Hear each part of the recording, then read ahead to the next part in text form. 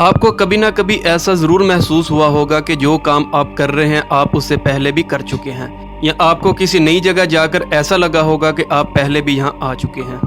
नाज़रीन, ये एक ऐसा फिनोमेना है जो दुनिया में तकरीबन 60 से 70% लोगों में पाया जाता है। आइए इसको समझने की कोशिश करते हैं। अस्सलाम वालेकुम, डेली तड़का में खुशामदीद। मैं हूं आपका होस्ट अली रज़ा। नाज़रीन, वीडियो शुरू करने से पहले जल्दी से मेरे चैनल को सब्सक्राइब कर लें।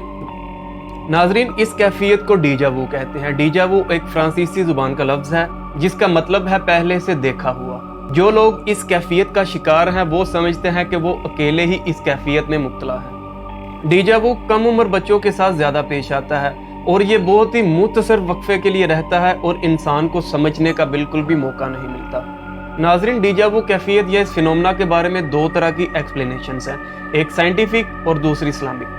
साइंटिफिक पॉइंट ऑफ व्यू के मुताबिक माहिरीन का कहना है कि डीजा वू फिनोमेना शार्प माइंडेड लोगों के साथ ज़्यादा पेश आता है। जो लोग ज़्यादा सोचते हैं और जो लोग ज़्यादा सोते हैं वो इसे ज़्यादा महसूस करते हैं, जिनके दिमाग में बहुत से लम्हात और बहुत सी यादें जमा हो जाती हैं, या वो आदमी जो ज़्यादातर स्ट्रेस में रहते हैं। इस तरह के लोगों के साथ कोई भी मिलता जुलता वाक़या हो जाए या वो किसी मिलती जुलती जगह चले जाए तो उन्हें ऐसा लगता है कि वो डीजा वू फिनोमेना का शिकार हैं। इस्लामी पॉइंट ऑफ व्यू के मुताबिक उलमा का कहना है कि जब इंसान सो रहा होता है तो ख्वाब की हालत में रूह सफ़र करती है और रूह के तजर्बात बाज़ औक़ात इंसान को याद रह जाते हैं, जो इंसान उठने के बाद भी नहीं भूलता। इस्लामिक पॉइंट ऑफ व्यू को समझने के लिए आलम अरवाह के नाम से एक टॉपिक है जिसे डिटेल में समझने से आपको ये पॉइंट ज़्यादा क्लियर होगा।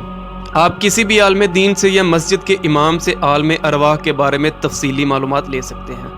नाज़रीन, क्या आपके साथ भी कभी ऐसा हुआ है कि आप भी डीजा वू फिनोमेना का शिकार हैं?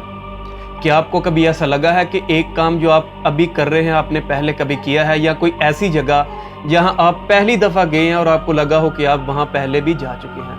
अगर आप भी डीजा वू फिनोमेना का शिकार हैं तो कमेंट सेक्शन में अपने तजुर्बात से ज़रूर आगाह कीजिएगा। ये थी आज की वीडियो। मिलते हैं नेक्स्ट वीडियो में, तब तक अपना ख्याल रखिएगा, दुआ में याद रखिएगा। खुदा हाफिज़।